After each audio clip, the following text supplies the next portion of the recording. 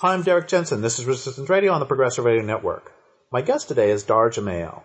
He's an award-winning journalist and author who's a full-time staff reporter for truthat.org. He's currently working on a book about abrupt climate change called The End of Ice. So first, as always, thank you for your tremendous work, and thank you for being on the program. Thanks so much for having me, Derrick. So what do you mean by the end of ice? I mean that quite literally. While the title might sound a bit over the top to a lot of people, if we simply look at the science that's coming out of as far as predictions of around the fate of global glaciers and ice sheets, as well as what's happening in the Arctic and Antarctic right now, coupled with just what we are witnessing at the moment, it's I think the title's quite accurate. And for example, just barely over 2 months ago, in the middle of November, for global sea ice, we're talking about all sea ice, both in the Antarctic as well as in the Arctic, they saw the greatest deviation from average in recorded history. Sea ice was 1.5 million square miles below average. So that's the same equivalent of 40% of the total land area of the entire United States. That's how much less ice there was than below average for the globe, just basically roughly 2 months ago. And if we look at other scientific reports, we can see there was one that came out about 2 years ago that said that by the year 2100, between 70 and 99% of all the glaciers in the Himalaya will be gone by 2100.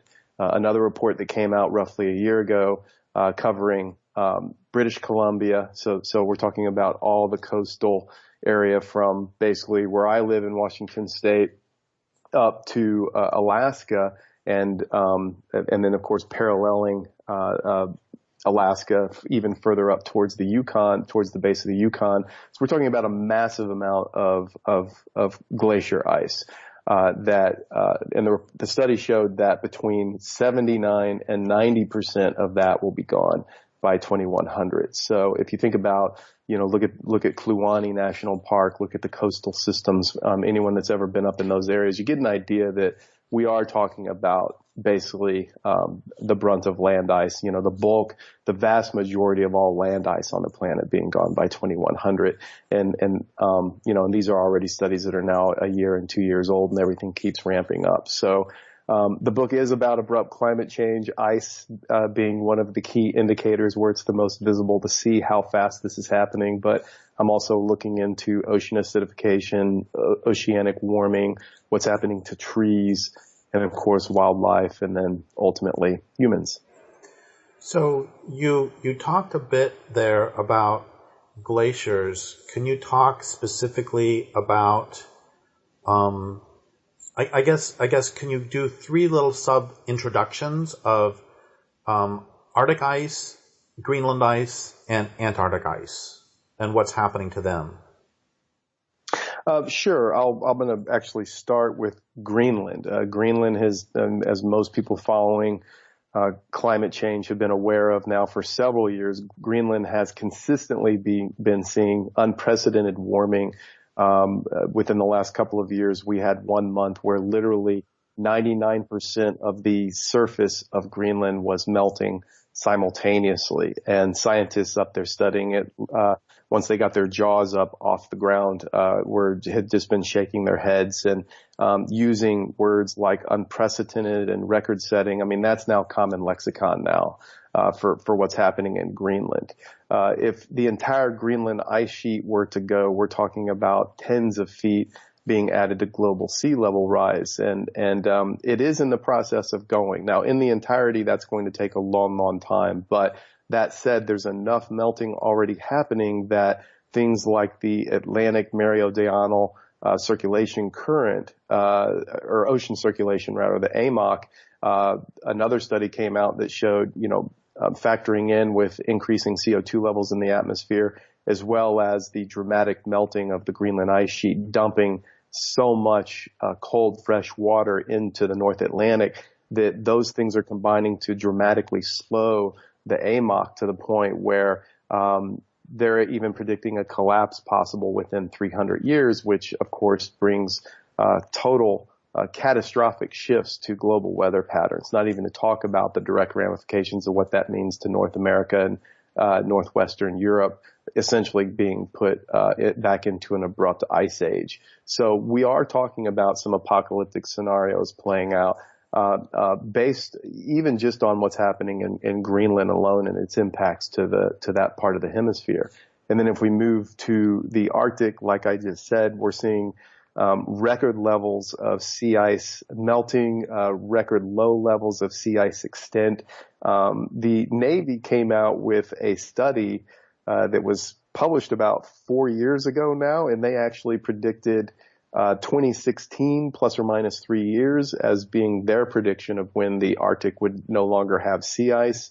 The mainstream scientific community is still saying we're looking at between 20 and 30 years now. That's down from a 40-year prediction as of a couple of years ago. But they're still staying pretty far out, like 20 to 30 years now, until we see a summer with a completely ice-free Arctic. I still think that there's a very possible chance as the melting there continues to accelerate and temperatures continue to increase, that we could still well see an ice-free Arctic sometime within the next year or two.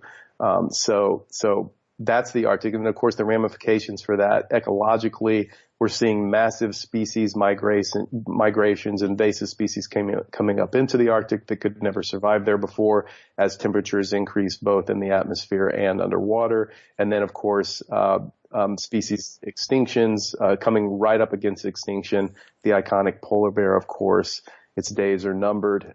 They're having to swim further and further for food that's either there or not, and more often than not, it's no longer there. So as seas migrations and availability are changing, and seas are having trouble getting food, so therefore polar bears are having food. Another thing that's happening to polar bears is, since they are having to swim further and further to get seals, they're now becoming prey for the Greenland shark, as well as killer whales, as they're being exposed, having to swim tens and tens of extra miles just to try to find food. So that's, of course, speeding up they're coming up against the threshold of extinction. So just to give you an idea, other things in the Arctic, reindeer in Siberia are now actually shrinking in size because they have less food. So all these types of things are happening up in the Arctic as the ice is going away, as the permafrost is melting. We'll have to not call it permafrost anymore, and that's of course releasing higher levels of methane than ever up into the atmosphere. And I think we talked about this last time I was on your show, Derek, about the methane bomb, which NASA has been warning us about for several years now, that methane being a far more potent greenhouse gas than is CO2, over a 20-year time scale, it's 100 times more potent CO2, more potent greenhouse gas than is CO2, and still 20 times as potent over a 100-year time scale. And unprecedented levels of methane now being released from the melting Arctic up into the atmosphere.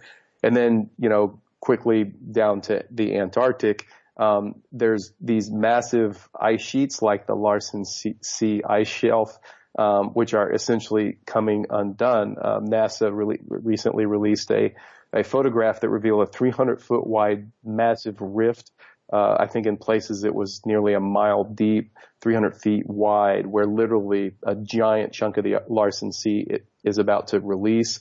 Once it does, that's going to release an iceberg the size of the state of Delaware. So these ice sheets are literally starting to collapse and disintegrate and break apart, that thus unplugging the massive amount of inland ice and land ice behind them that will then be released and start flowing down into the ocean as well. And again, even scientists up there, whether they're talking about the Larsen C or another massive rift that recently was discovered along the Pine Island Glacier, that show that there are several massive Antarctic glaciers that are now being melted from below, from warming sea level, as well as also record temperatures in the air down there. So scientists are using words again like unprecedented, and using phrases like we've never seen anything like this. As far as what's going on down there. So it's happening everywhere. And in the Arctic, Antarctic and Greenland I think the most obvious and glaring warning signs that we have with these three so-called canaries in the coal mine of this is what's happening. They're already, those places, and particularly the Arctic, are already in a world where they're seeing regularly 8 to 12 degrees C above average temperatures on what's becoming a more common basis. I mean, even up in the Arctic in late December, we were seeing temperatures 50 degrees above normal. And to give you an idea, there's a very simple trick. I mean, all this is very arbitrary and pretty scientific, and it's easy to feel kind of removed from it. Oh, it's the Arctic, it's so far away. But think about how important this place is for the planet and regulation of all global weather and systems. So just where are you right now, and add 50 degrees to that temperature and think about how normal that would feel to you. So I am in Northern California in temperate rainforests in early February, and it is the same temperature that it always is here, which is about 50 degrees. And so what you're saying is all of a sudden plot myself out at 100 degrees. Mm-hmm. Right. And I encourage everyone listening to do that. And then that gives you an idea of what's happening in the Arctic right now. And I want to come back to ecological effects in a minute, but before then, I want to say that I'm guessing that the political response to all of this is to propose absolutely dramatic changes in how we live so that we don't kill the planet. If only, and instead the political response, as we all are seeing, is I don't think it would be possible for the U.S. government now, led by this megalomaniac fascist, to deregulate the fossil fuel industry and all the corporate power that's responsible for the murder of the planet.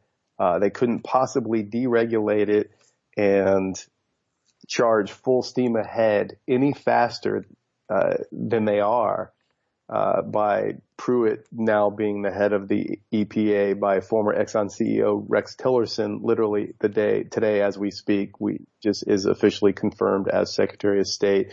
I'm stammering because I'm speechless. It's still, I don't think it's hard for me to get my head around the absolute insanity of this, that it couldn't be. The warning signs we're getting from the planet couldn't be more clear. The planet is literally screaming at us about showing what is happening, whether we talk about ocean acidification or what I just spoke of, just those cursory broad brushstrokes about what's happening to ice around the planet, to the extinction rate increasing, to even human beings. It's clear that there's not going to be food and water available for the majority of the planet into the not so distant future. The signs couldn't be more clear, and yet the political response is, we get that. We're going to stomp on the accelerator with everything we have and charge forward into this abyss at a speed far faster than we ever have before. We don't need to go here for very long, but something that has been central to my work from the very, very beginning of my writing is that this culture has a death urge and is going to do whatever it takes to kill the planet. The problems are not just, and once again, we don't have to go there, but it is, I wish that it brought me some joy or even satisfaction to be vindicated, but it just makes me sad.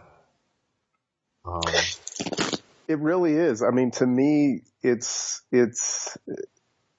unconscionable that this kind of devastation is happening to the natural world. And I have so much anger towards the political systems that are responsible for this and for the majority of the population that either through apathy or fear or greed or whatever their reasons either allow this to happen or support its continuance. And so even more than I lament for the fate of humans, I lament the polar bears and, hummingbirds and all these other species that are completely innocent and have nothing to do with their worlds being completely changed to the point where they don't have enough food and water to survive or habitat to live in. That I think more than anything today brings me more grief, as far as what's happening across the globe. I completely agree. And that would be a good segue into ecological stuff, but I want to ask one more question, which is, one of the things that horrifies me about the Arctic is, now that there is a Northwest Passage, they are excited about it. So can you talk about the Greenland mineral rush and the Northwest Passage, both what that means and also the cruise ships and various transportation? Because that all of that makes me about as angry as anything does. Do you know what I'm talking about? I do, absolutely, yeah. And I haven't written about the mineral rush in Greenland, but I've certainly read some excellent articles about it, and it's stunning. But yeah, in short, in Greenland, as the ice across there continues to melt at record rates, it's basically exposing more and more land. And a lot of Greenland is now being exposed that was completely inaccessible to mining and drilling before. So things like iron ore, lead, zinc, diamonds, gold, rare earth metals, uranium, and oil are now starting to become accessible in Greenland. And their government, in an effort to become independent of Denmark, is really 100% on board to the exploitation of those aforementioned resources. So this is extremely disconcerting, and despite the fact that it's a native-led government, they're saying, look, we are not going to be a museum for white people. We see the changes coming. We are simply adapting to them for our own good. And so that's their position. So it really looks as though there's really nothing that could stop this from happening. And needless to say, that's a great tragedy. Not only is it going to leave permanent, lasting scars around Greenland, but it's only going to, of course, act to further speed up the dramatic decline of that whole biosphere and ecosystem. And then, also related, as you bring up, there's with the new passageway opened up in the north, the Northwest Passage from the melting sea ice.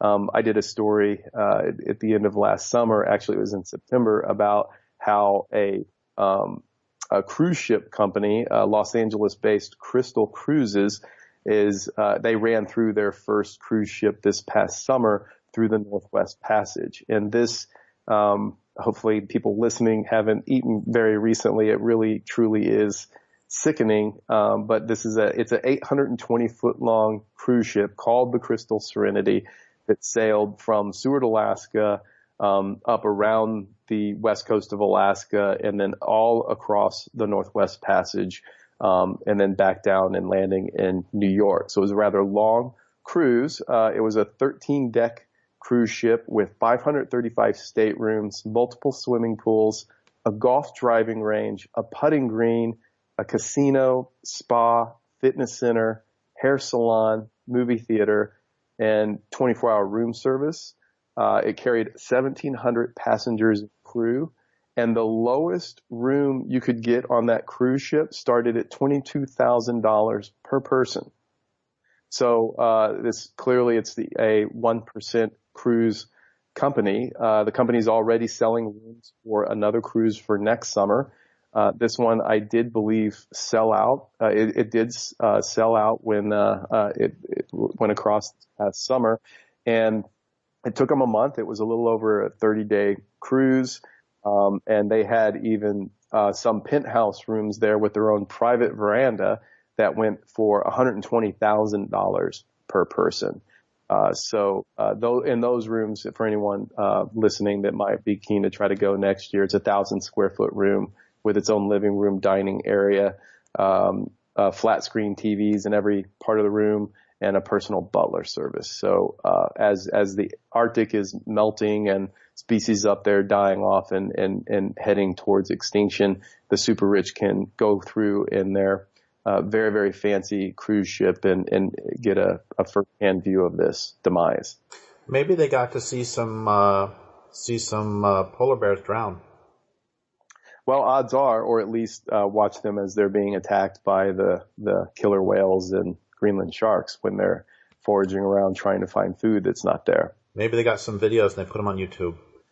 This reminds me of, there's a writer, Harlan Ellison, who is horribly misogynist. He's just wretched in every way.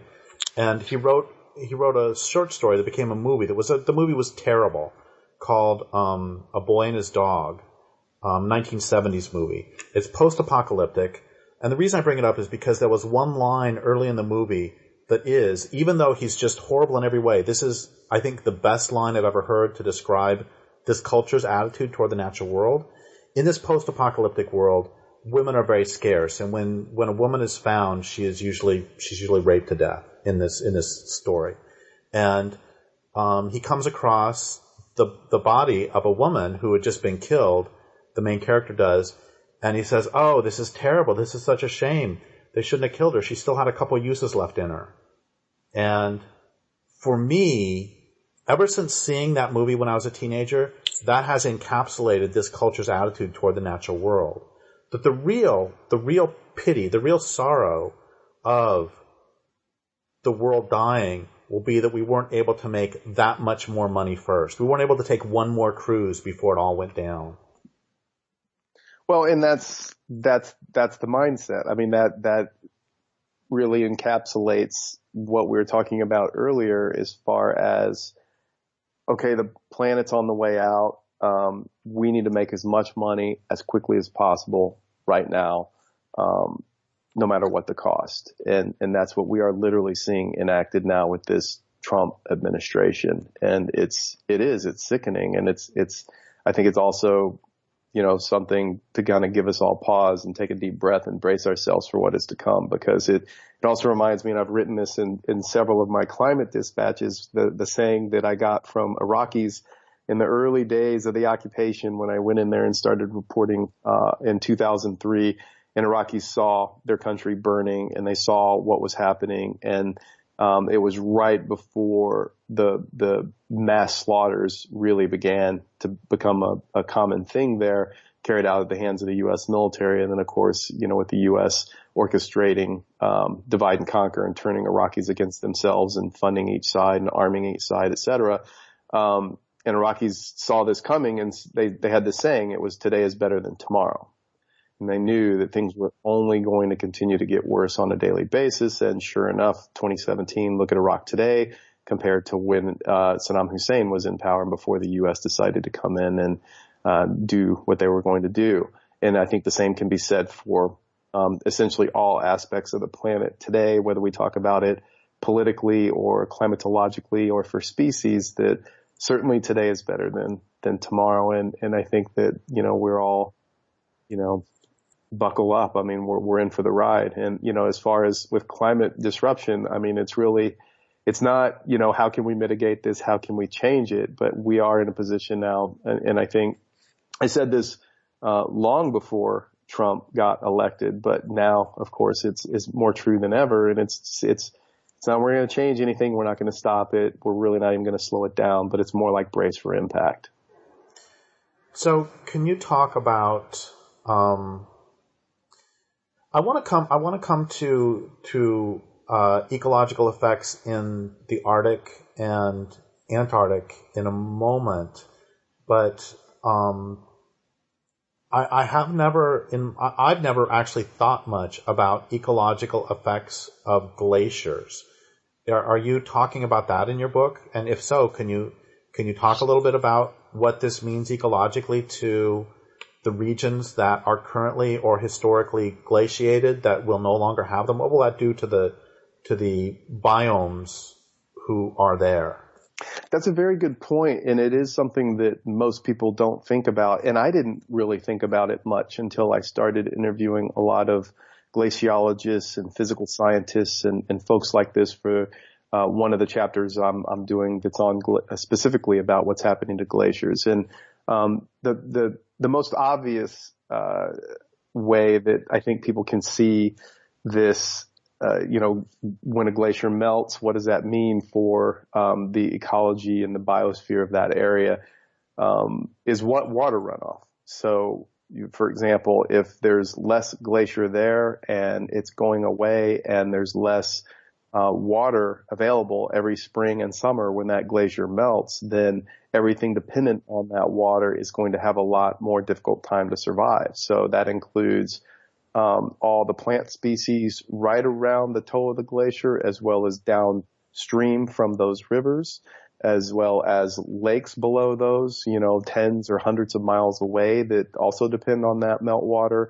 And so plant species, animal species, and then lastly, and of course, human beings. So all of these are being dramatically impacted. I mean, and from a human perspective, I wrote recently, I did a short news story on a major crisis happening in Bolivia because of dramatic lack of water, literally riots in the streets and the military being used to go out and try to find water and bring it into the population centers and such, and a destabilizing effect on the government. And the bulk of that, I mean, yes, it was from higher temperatures and yes, it was from less rainfall, but the bulk of that was, look, there's been far less snowpacks. So the glaciers, instead of remaining steady or even growing some, are going away rapidly. And some of the biggest glaciers in that country are already gone, and others are very, very close to going away.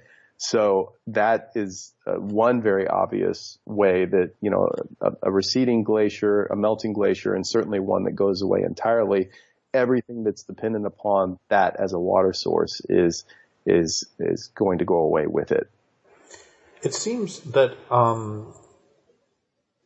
in cold water streams especially, that fish can be very temperature dependent, and they have like I know trout, salmon have they like very cold water for the most part. And so it seems to me also that not only will there be less water, but unless I'm just missing something, it seems to me that if you don't have glacier melt coming in with this water that's 33 degrees, that the temperature will also rise in the streams. That's another extremely good point. And that's another huge effect. And we're already seeing that playing out across Washington and Oregon and parts of Alaska and British Columbia, where salmon runs are being heavily, heavily impacted by that. And it's literally the water's too hot.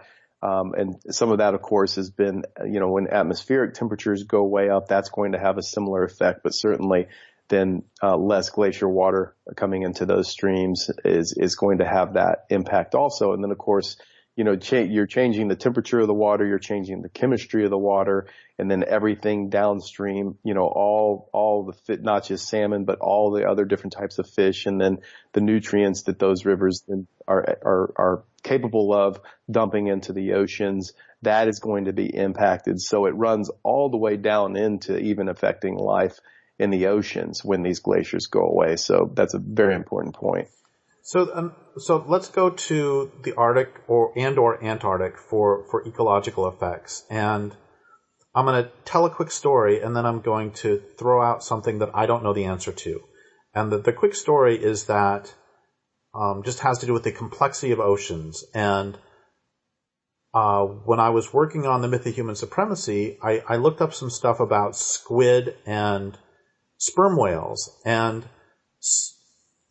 in the South Pacific, the one of the constraints for biodiversity is a lack of iron. And part of the reason there's a lack of iron is because they killed so many sperm whales, because sperm whales would go down deep and eat squid, who are evidently very rich in iron, and then they would come up to the top and they would poop them out.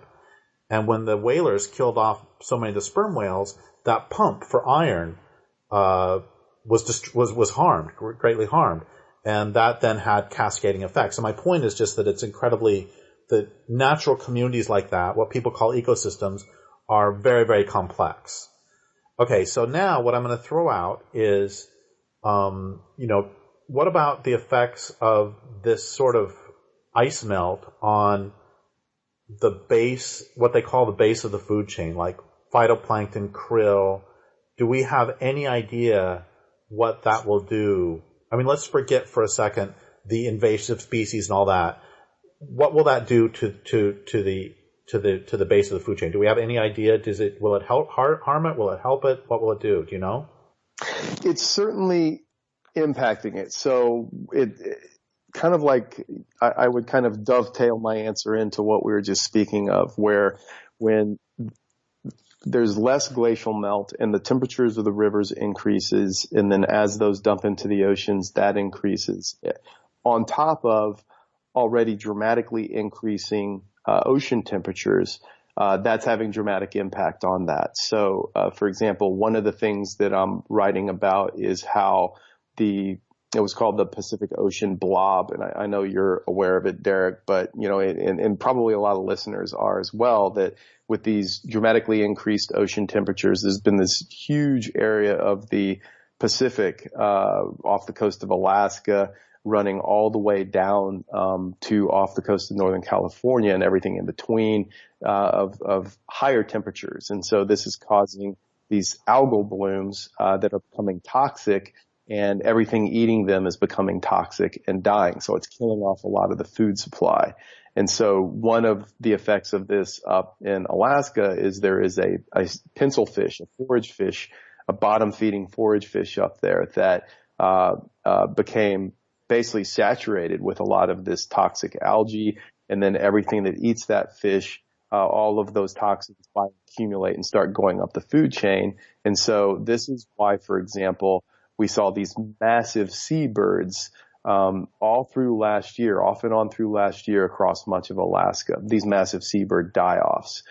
We saw massive stellar sea lion die-offs and other seal die-offs from Northern California up into Alaska, out across, even well across into the Aleutians. And all of this, from the scientists I've been speaking with, several of them attribute this directly to climate change and the warming ocean temperatures and causing these really dramatic effects that then cascade through the food chain. And as you point out, they always start at the lowest levels and then work their way up. And so, it doesn't, you don't have to be a scientist to understand that when you take things like plankton and phytoplankton and then introduce in, change the chemistry that those organisms live in, and then they become toxic or they die off, and then run that up through the rest of the entire food web.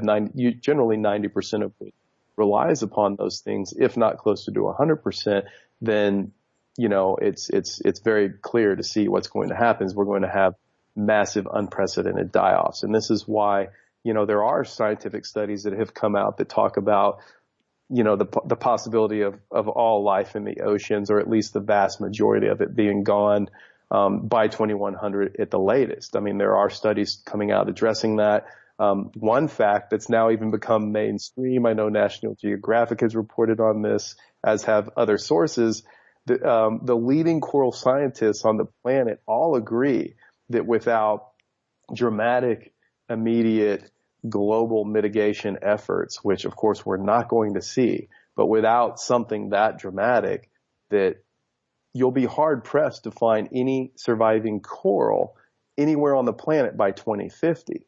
And given that roughly a quarter of all sea life is dependent on coral for some part of its life, it spends some part of its life in coral. And given that now as we speak, well over 1 billion people on the planet, fish are their sole source of protein. So you can see where this is going. It's not going to end well. A creature who gets mentioned sometimes but not very often is walruses. What's happening with walruses? I actually haven't, I can't speak to that. I've focused in on sea lions and fur seals and fish, but I haven't really focused in on walruses, although I did, publish a brief report, quite a ways back. There was a giant walrus stranding, up, in Alaska because, of lack of sea ice that's normally there. Actually was a rather dramatic photo published showing over 30,000 walruses that had effectively beached themselves on land, exposed land because of the lack of ice for them which is where they would usually find habitat. So can you find, okay, I'm just going to mention that all of the greatest mass extinctions in the history of the planet have been associated with fairly abrupt climate change. And one of the significant causes, so I'm going to ask you about that, and then also that one of the significant causes of extinction in those mass extinctions was dramatic sea level change, because the creatures who live at 0 to 50 feet underwater can't live at 50 to 100 feet underwater, and the creatures who live and coastal areas are among the richest in the world. So go.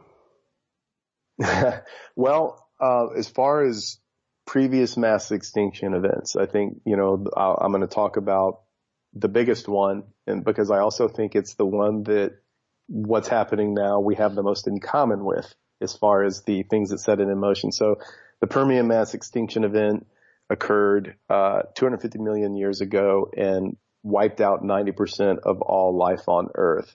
And the basics of it were ongoing volcanic eruptions over tens of thousands of years in Siberia released enough CO2 into the atmosphere that warmed the planetary temperature enough that the Arctic started to melt. Methane then started to be released at an extremely quick rate, and that then kicked the planetary warming into abrupt warming and at a pace that species couldn't adapt or deal with, and 90% of all life on Earth went extinct.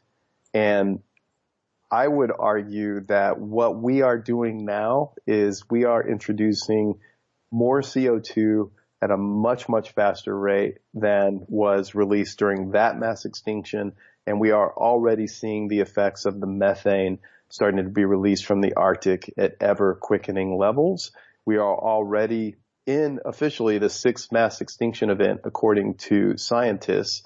We are in a new era labeled the Anthropocene, because humans are literally changing the entire planet and affecting everything from the chemistry of the oceans to the atmosphere. And we are the prime driver of this, obviously. And so we are at the very front end of this mass extinction event. And as you've talked about for years, we're losing between 150 and 200 species a day, which is far, far higher than a normal background extinction rate, like exponentially higher than what would be considered a normal background extinction rate. And we're the prime driver of this. And what do you... I know, as a dear friend of mine always says, that the crystal ball is always cloudy. But that same friend also says that if we continue, let's see, what's he say? He says, if we continue on the path, we'll get to where we're going. Mm-hmm. And so what do you see? I'm not asking you to say what's going to happen by 2020 or anything like that, but what do you see ecologically happening? I'm not asking politically right now. Okay. I think that, the broad brushstrokes that I would feel confident in making, and I think, again, most people listening will probably just shake their head and say, yeah, we already know this, but everything's going to continue to speed up the melting of the ice. And I mean, like, not in a linear fashion. Like, for example, a year ago in Alaska, they saw by far and away the highest record temperature for the state for the year. It was something like 6 to 8 degrees above average for the entire year, which was astronomical. Now they're having an extremely cold winter. I mean, they're kind of back to normal. So we have to look at this, in a little bit of a macro view, not, okay, every year it's only going to keep getting hotter and that's how it's going to go.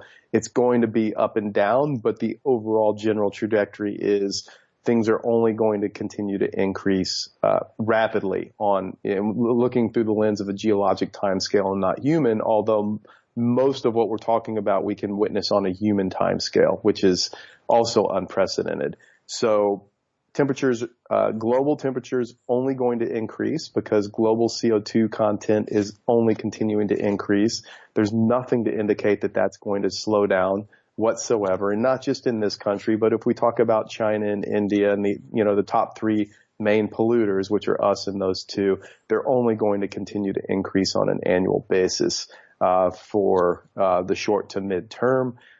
So extinction rates are going to continue as they are, and I think increase at least some as we go further along this. Ice, as we discussed, is on the way out globally. Not to say that it's all going to completely be gone by X year, but certainly dramatic evidence showing that land ice across much of the globe, you're going to be hard pressed to find much land ice by 2100, I think, in most places where it currently exists today. And I think most people who go outside regularly into the mountains can already see this happening with their own eyes. And then, global conflict, as resources like fresh water and arable land to grow food and food availability become more scarce, global conflict is going to increase extremely dramatically. And I think these are things that we're going to see, not in most of those, not in tens of years, but, those are visible. Some of them are already happening. And I think the intensification of all of those are going to be very, very apparent, probably even just within a few years from now. And let's pretend that the question I eventually get to is going to be the end game of all this. That you once again, cloudy crystal ball.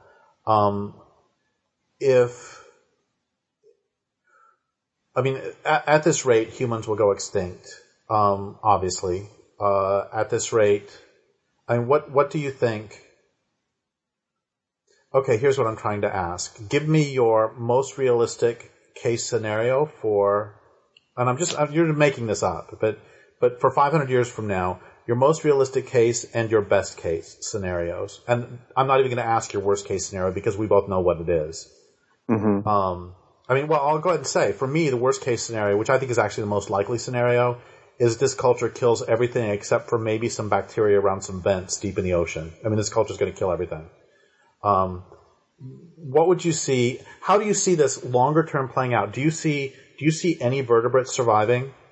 Do you see, and best case scenario, I still think, and this could be me in denial, I still think that if all of this madness stopped tomorrow, I still think that the prairies and forests, if they could come back, that they could start sequestering carbon and we would not see absolute runaway global warming. But I could be wrong. So what is your best case long-term scenario and your medium case long-term scenario?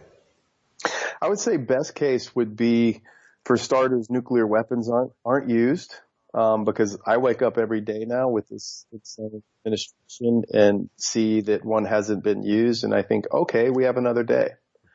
So best case scenario is nuclear weapons continue to not be used, because once those get used, I think we go to your worst case scenario in about a 24-hour period. So those don't get used.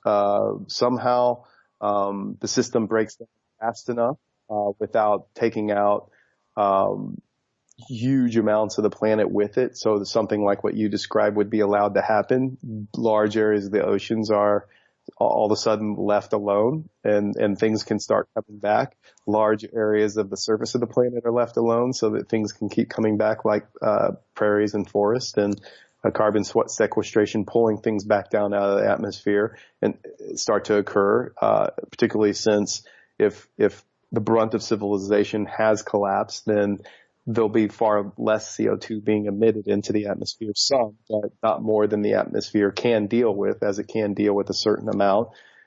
So I think that would be best case scenario. And that as far as humans, what's left is that, whatever population survives that transition are awake and aware enough. And I know a lot of people, For sure, there are a large number of these people on the planet now that get what it means to live close to the earth and not live as though we are the dominant species, and do our best to live in harmony with the planet and live in small, scattered collectives, very close to the earth, and that, so humans do continue and as many species as possible do continue. I think that would be best case scenario. And with the caveat that that is an absolute pipe dream, and it's really, really hard for me today to see that really having beyond a 0.1% chance of happening. Midterm, my midterm scenario, which I think gets a little bit more close to being realistic, is I'm urging people, whenever I'm doing radio interviews now, I'm urging people to pick up a copy of, if they don't already have one, of Hannah Arendt's The Origins of Totalitarianism and read it.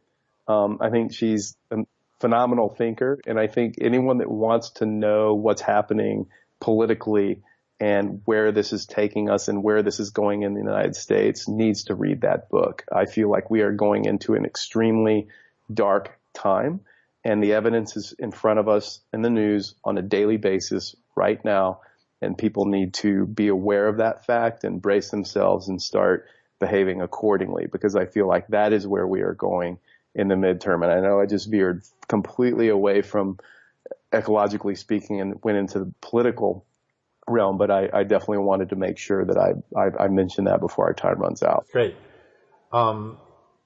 And so in addition to reading, okay, so the political situation seems a little bit less, a tiny bit less momentum than the ecological situation, because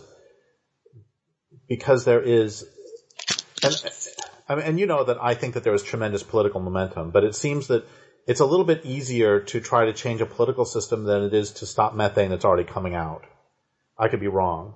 But in any case, what do you want people to do? And once they read that book, and we have like 3 minutes left, once they read that book, what do you want them to do? What do you want actually people, they read the book, they read Hannah Arendt's book, and they recognize how bad things are. They recognize ice is going, and then what do you want them to do to actually help the real physical world?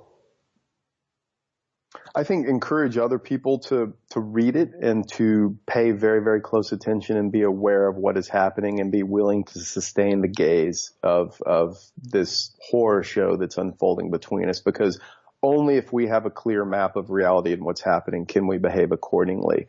And I think people need to act as if, hey, look, the war is on. They have absolutely declared war. And so what can I do where I live to protect what is here? And that means not just taking care of myself. Where can I get food and water? But I live, for example, in a bunch of trees. And what can I do to protect these trees? And start thinking that way, because it is a matter of, can we work to save one more species? Can we work to give this other particular species just a little bit more time? Because if we do, then that's the best thing we can do to give nature at least a little bit of a chance going forward from this time. Well, thank you so much, Dahr. I mean, you know that you're one of my heroes, and I would like to thank you for being on the program. I'd like to thank listeners for listening. My guest today has been Dahr Jamail. This is Derrick Jensen for Resistance Radio on the Progressive Radio Network. Thank you, Derrick.